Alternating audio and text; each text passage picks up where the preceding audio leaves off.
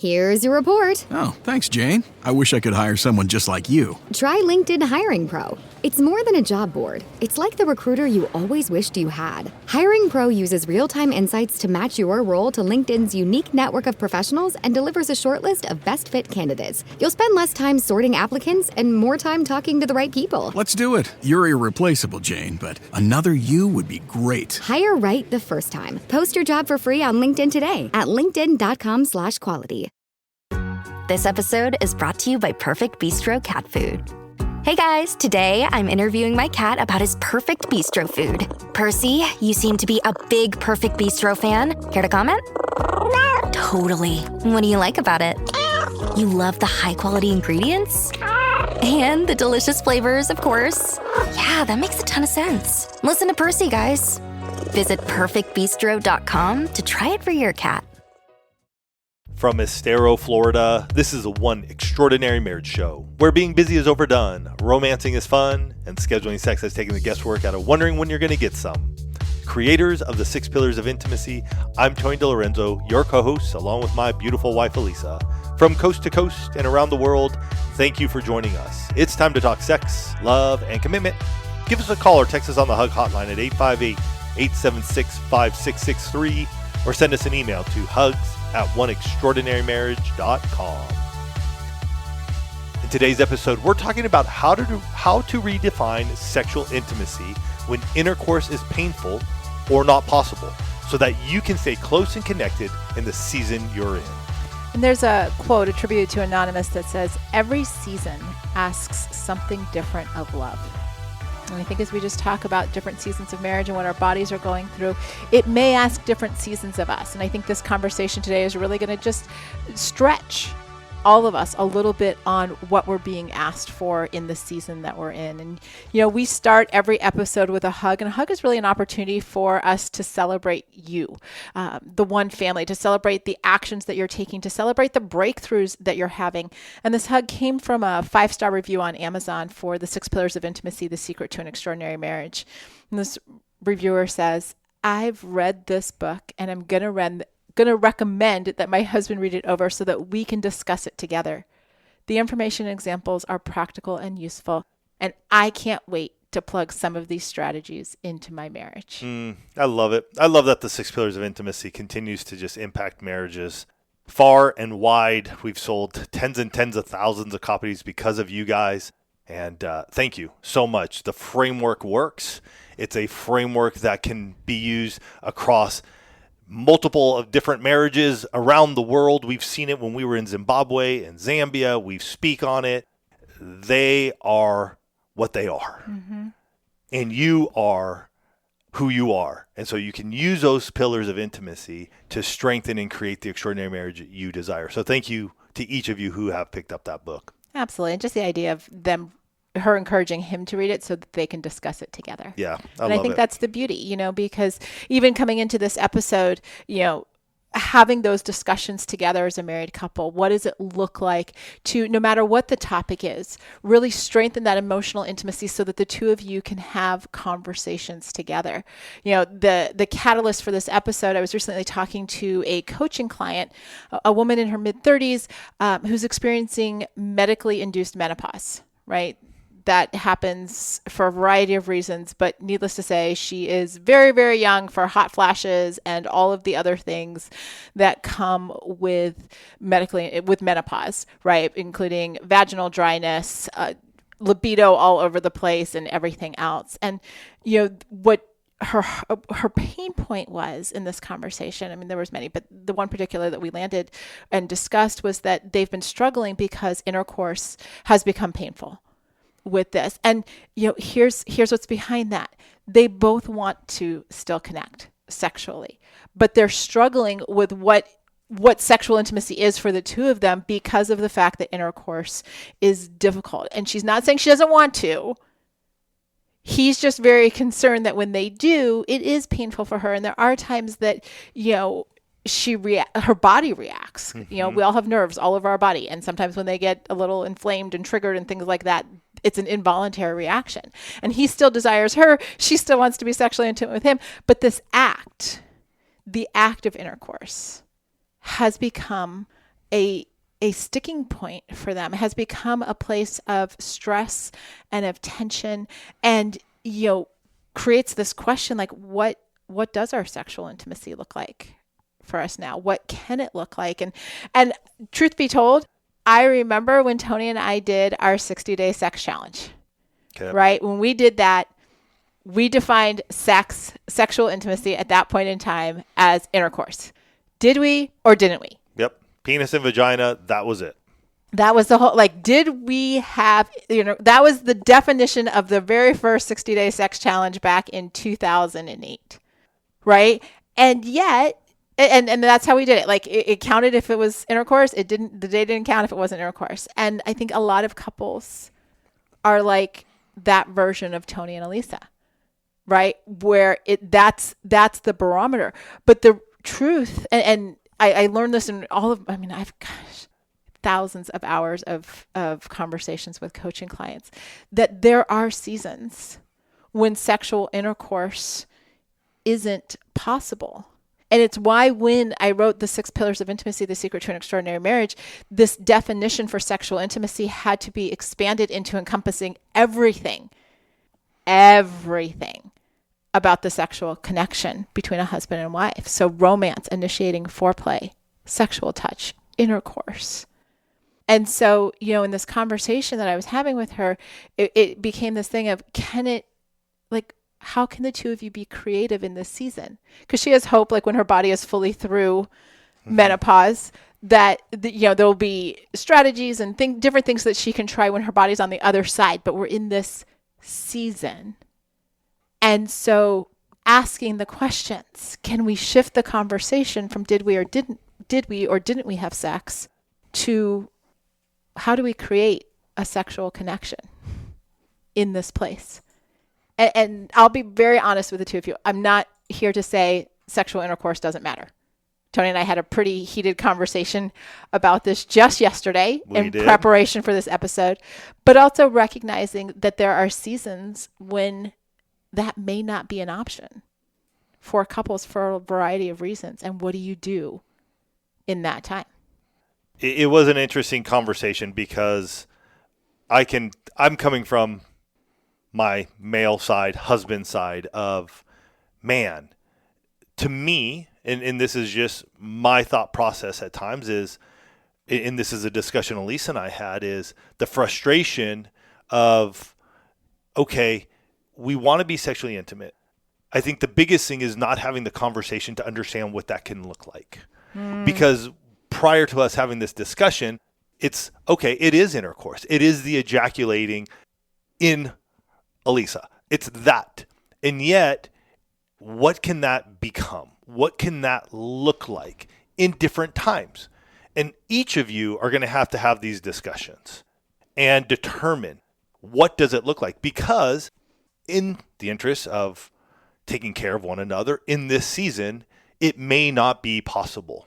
Mm-hmm. And so this is where Elisa and I were just going back and forth and discussing, okay, well, what would that look like? Or how would that look like even for us? If that was us in this time and we were unable to do that, what would we do?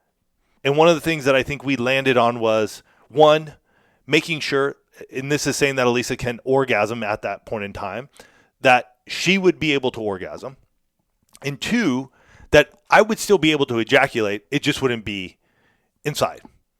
Right? It would be the ability to at least ejaculate. And what would that look like? And so it's tough sometimes to be in that place to go, can we do that? And especially when you are dealing with the hurt that may be caused from vaginal intercourse and creating that pain. But I think for us, that's where we would land. I'm not saying it's for sure 100% because we're not there. But it was a pretty heated discussion that Elisa and I were having. And this is not even the place that we're in. And so I could imagine for some of you where this is really happening and you haven't expressed yourself, I would say, are you willing to go there and to look at the different options? Well, and I just want to say, as we continue to have this conversation today, we recently spoke at an event, and I loved it because the host at one point in time just shared with the entire audience and said, if you do nothing else can you at least start having the conversations around these topics? Like maybe you're not going to solve it. And some of you might be in this place, maybe this is all hypothetical and you're not going to solve it coming out of this podcast. But what does it look like, just like that host said recently, to initiate the conversations around these topics that might feel uncomfortable, to think through where are we? Because I will tell you, and I know this because I've dealt with so many couples over the years, that when you're in a state where your body isn't working the way that you think it should or the way that you want it to, there is frustration with that. There is grief. There is sadness. There can be disappointment, fear, like all of these different emotions. And I will strongly suggest that if you aren't talking about them, you're internalizing them. And if you're internalizing them, they're going to show up in your marriage one way or another. Well, and we've had numerous episodes where we have talked about it. Myself, not being able to hold an erection, getting flaccid. We've had, and I get it. Like I had to internalize and try to process. And you didn't have to. You chose to. I chose to. I didn't have to. Elisa's correct. I made a choice, and it was vastly impacting how we were being sexually intimate until I said, hey, Elisa, I am struggling. I am having issues. And then we've shared here again on the podcast. I can't remember what episode it was at this point in time, but talking about that. And that changed that point forward. I'm not saying it was perfect. I'm not saying it was just, oh, great. I didn't go flaccid at all. Right. It's just that the conversation began to change. The way we were looking at our sexual intimacy began to change. The care and connection and the closeness we had for one another to make sure that we were both getting to a place where we felt that we were serving one another changed. And so if you have a choice to bring this up or not, take it from me, it's worth bringing up. And also here, it's not an easy conversation. No. Right? It's not something that, just like flows off the tongue and you're kind of like, yeah, like let's just, wing that or whatever. It really takes some deliberate action. But let's talk about what this looks like, more personal within the one family. We recently asked on Instagram stories, when the two of you aren't able to have intercourse, can you still be sexually intimate?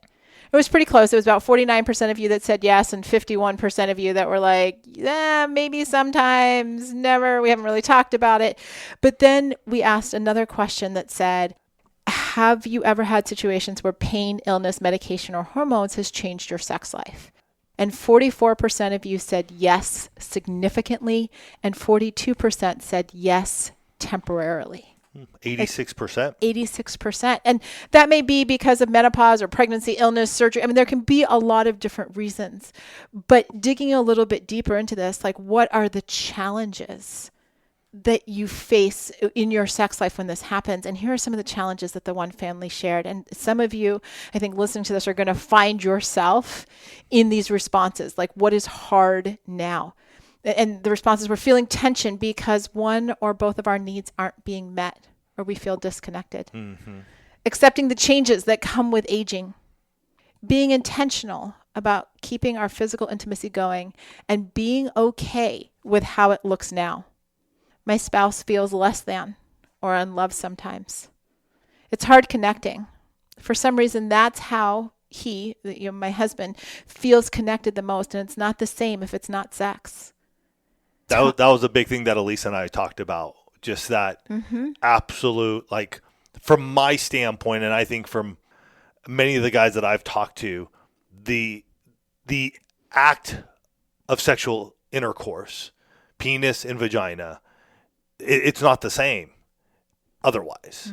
And that was a big discussion Elisa and I were having while we were driving and talking about this episode before we recorded, because I do believe in for myself, it's good. I mean, don't get me wrong, and yet there's no other pleasure that takes you to a place than that. And so I can feel where this husband is like, yeah, it is difficult to connect if we're not able to do that. And yet in a spot where you do have illness, medically induced menopause, aging, could be anything. How do we, and this is something I'm still working on in my own head, is how do we create that closeness and connection?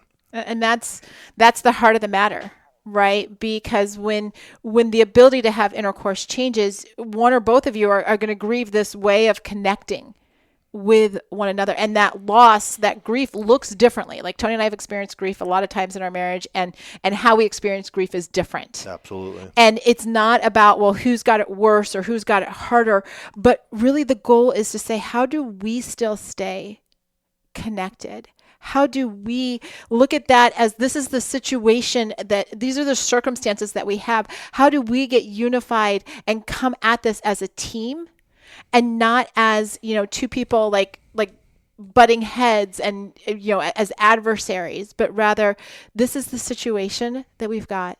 Mm-hmm. And here's what I told the wife, the wife that I was working with. I said, you are two intelligent, creative people. And this might be a time that needs a creative solution. And when we come back from this break, we're going to talk about how that can look for the two of you. Running a small business means I wear lots of hats. When I put on my hiring hat, I can count on LinkedIn Hiring Pro to make it easy. LinkedIn Hiring Pro helps manage my hiring workflow, puts my job post in front of a unique network of professionals, and matches me with the best candidates for my business. I can also share my job with my network. No other job site lets me do that. No wonder most small businesses say they'd use LinkedIn Hiring Pro again. Hire right the first time. Post your job for free on LinkedIn today at linkedin.com/quality.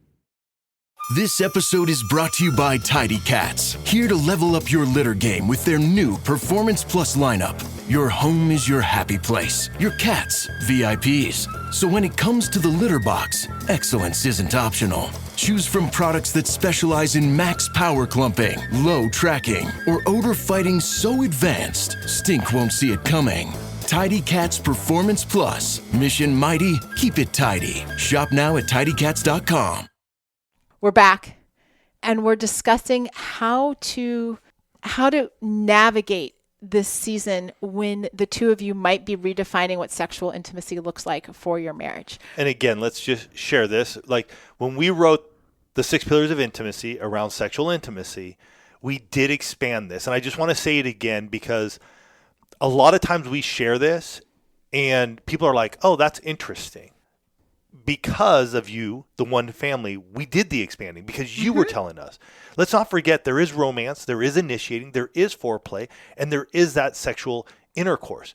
And in a time like this, sexual intercourse may look different, right? It may not be the ejaculating inside. It may be something different for a guy to release. It may be something different. Or it may be even a time where you've spent less prior to this time on foreplay, where now you need to make a concerted effort on that, or initiating needs to be more important than what it used to be. Because don't get me wrong, Elisa and I had our seasons of life in almost 30 years of marriage, where all we would do is take off our clothes, we'd get into bed, we'd use some lube, and we'd have some sex.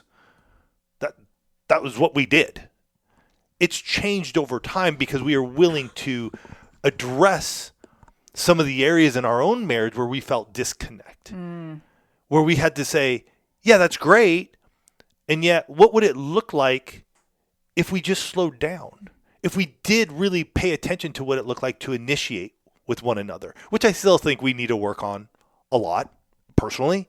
I still think it can tend to be one-sided, but that's neither here nor there right now. Foreplay, though, is something that we have really taken on and really spend a lot of time in. And that right there for us, if something were to happen medically or something where we were not able to have penetrative sex, knowing how to enjoy one another through foreplay would allow us to get close and connected now. So I just want to expand that to just make sure people, you understand that it doesn't only have to be penetrative sex. It's interesting that you bring that up because one, I hadn't thought about it just like that, but two, it's also like I would say our foreplay is, I mean, the crescendo is great. Like the ending of it, orgasm, ejaculation is great. And yet for you and I, the foreplay, when we are like, hey, we are going to just take some time, we're going to enjoy one another, that is way better, in my opinion. The longevity of it, the time we get to spend together, the closeness, the cuddling, the different things we're doing in that moment, those are the times I remember more and more now. Well, what I was going to say is interesting is it's almost like we've developed this skill that we don't know when and if we're ever going to need it, but we've got this tool in our toolbox because we have invested in foreplay in all these years. And this is just a revelation I'm having literally in the moment, that we don't know what our future is going to be medically, health-wise. Like, we don't know that. But having cultivated our sexual intimacy around, including foreplay and really emphasizing that, if and when we need that, we've actually already flexed the muscle. The tough part is the emotional side. That's the tough part. The emotional side of the inability to do that, which can derail, which Right. I would go back to again when I was having a problem with holding an erection and getting flaccid. We had already been practicing this skill of foreplay. Right. It was the emotional side of trying to address that and work through that to get to a place where it's like, oh, no. The foreplay is still important. And how do we spend time in that? And then allowing you to understand that I need that. I need you to help me during this time so that I do have an erection. Well, and I think, ultimately that becomes the first thing that we all have to do when something changes in our marriages is acknowledge what has changed and process the emotions, whether that's grief, sadness, fear, disappointment, whatever it might be. But sometimes we just have to say, hey, this has happened. Our sexual relationship has changed and it's difficult for both of us. That's a hard statement to make. I am not saying this is like, let's go get an ice cream cone, right? Or let's go have a coffee. Like, I know, and I know because Tony and I, like I said, very in-depth conversation yesterday in preparation for this episode. I know that's a hard statement. It is. And we do not take this lightly. Please hear us. We're not going to get back to the whole conversation we had, but we understand if you're having that internally or you have it with your spouse. Because Elisa and I were going back and forth on this. It's not a simple snap of the finger and it's all better. We get it. Like, doing this episode is tough. Believe me, because I get the other side. I get the other side of when it doesn't work the way you want it to work. Mm-hmm. And the frustration, sometimes the shame, the guilt that you sit in. But I do believe what Elisa said, acknowledge and grieve what has changed can allow us to at least to get to a point to choose to have a conversation to address what's going on. Mm-hmm. It's like the pre-work, right? Like you've got to process yourself before the two of you can have a conversation about maybe what you miss or what is hardest for you in this season. Or, maybe you've got fears that this is like a permanent change and you're not sure what this change means for your connection, for your marriage. Sometimes even speaking those things allows the two of you to go, okay, well, we're a smart couple. What can we start to do here, right? Some of you may simply need to have a conversation. And I can't believe in roughly 16 and a half years of doing this podcast that we've never suggested this as a conversation. It's not even been something that like we have formally done. We've done it over the years, but you may need to talk about what intercourse represents to you, what it means to you. Mm-hmm. What does that act? Because if there's an absence of it, what it means to each one of you may be different. And you may have never had that conversation. Like I said, Tony and I have talked about sexual intimacy a lot over the last, very specifically 16 and a half years of this podcast, but even, a couple years before that as we were really digging into our marriage. But to have him so explicitly say in our conversation yesterday, babe, this is what this means to me. Period. End of story. Like, I could put it on a billboard for you. I was like, oh, that is very concrete. I now better understand my husband of almost 30 years of when he's like, hey, like this connection, it's unlike any other connection. But if you haven't had that conversation with your husband or wife about what that represents, what intercourse means to the two of you, you're kind of flying blind. Right? And I just want to say, for some of you, you may be listening to this and going, well, it's not medically. We're just not being sexually intimate. And we understand. We get those emails. We get those messages from folks all the time. And so sometimes we got to start rattling a little bit and having these conversations, or getting even a third party into the conversation. So that way, and when I say a third party, I mean a counselor, I mean a therapist, I mean a marriage coach, somebody to help you walk through where the blocks, what is happening. And if you haven't had sex in a long time, maybe because there is some sort of issue that's been going on that your spouse isn't or hasn't told you. And this can go both ways. Women could be going through their own thing. Men are going through their own thing. It can go both ways. But what is going on, and how do we go, all right, what changes happened? Because I will say I would not I'd be in a different spot if I wasn't able to just talk to Elisa about these topics. I think and we need to be able to do that some way, somehow, because if not, I think it just really begins to impact all of our pillars of intimacy.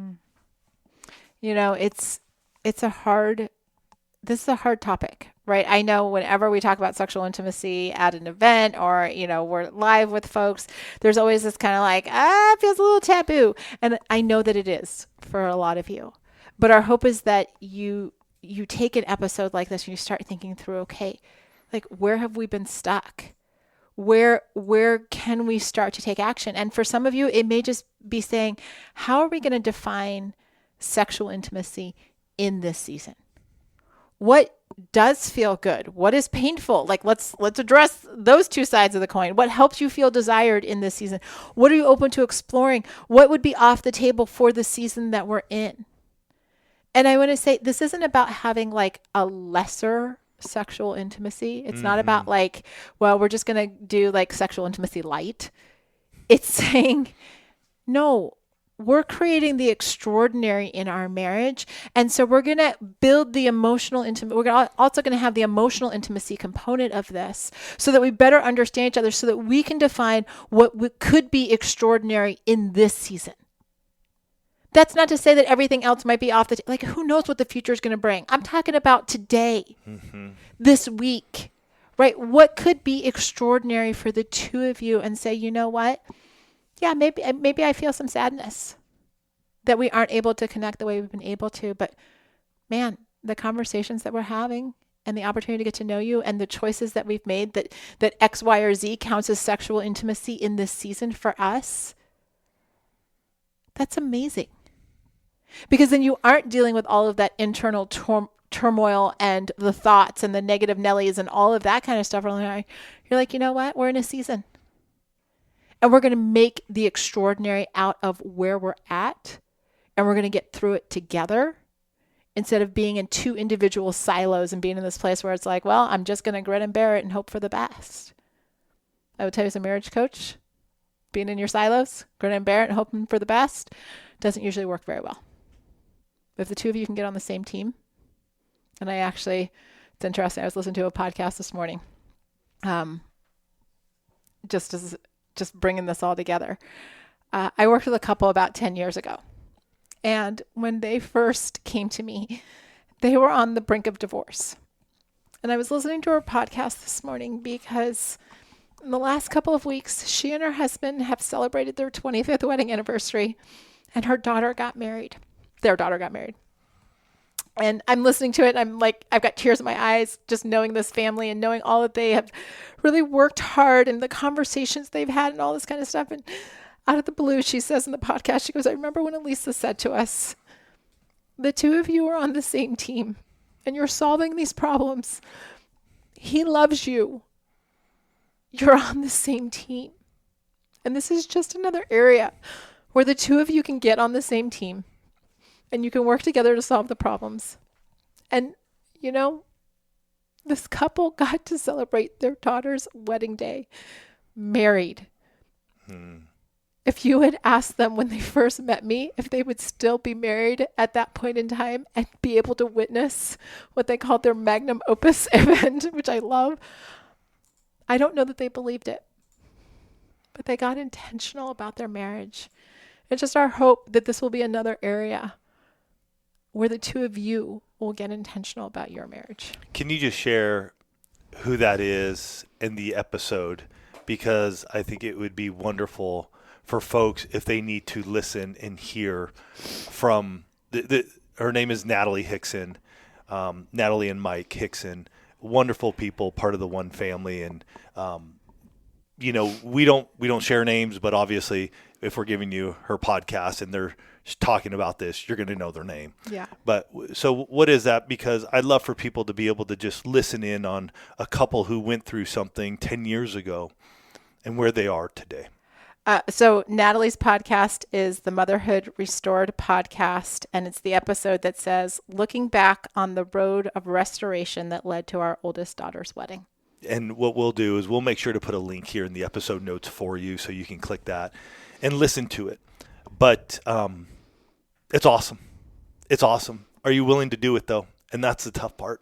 If you're in a spot and you're like, I don't know what to do next, apply for marriage coaching with Elisa. Go to oneextraordinarymarriage.com/coaching. No obligation.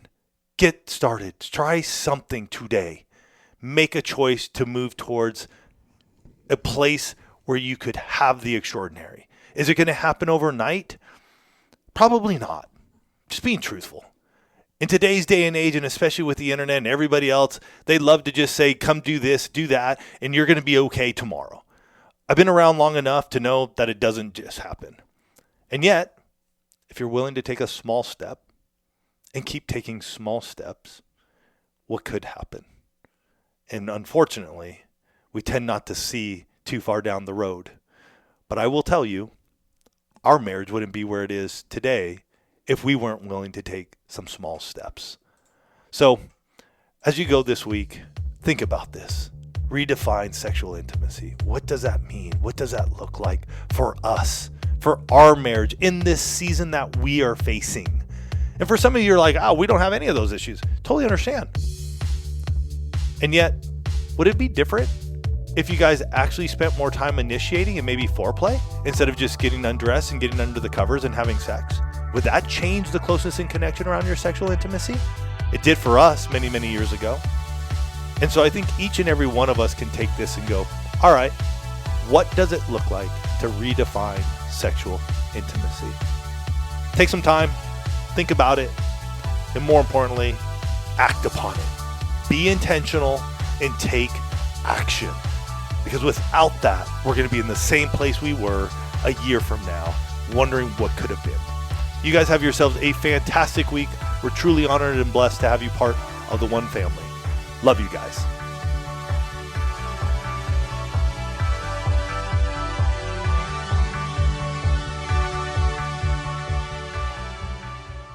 You're listening to this podcast, so I know you've got a curious mind. Here's a helpful fact you may not know yet. Drivers who switch and save with Progressive save over $900 on average. Pop over to Progressive.com, answer some questions, and you'll get a quick quote with discounts that are easy to come by. In fact, 99% of their auto customers earn at least one discount. Visit Progressive.com and see if you can enjoy a little cash back. Progressive Casualty Insurance Company and Affiliates. National average 12-month savings of $946 by new customers surveyed who saved with Progressive between June 2024 and May 2025. Potential savings will vary.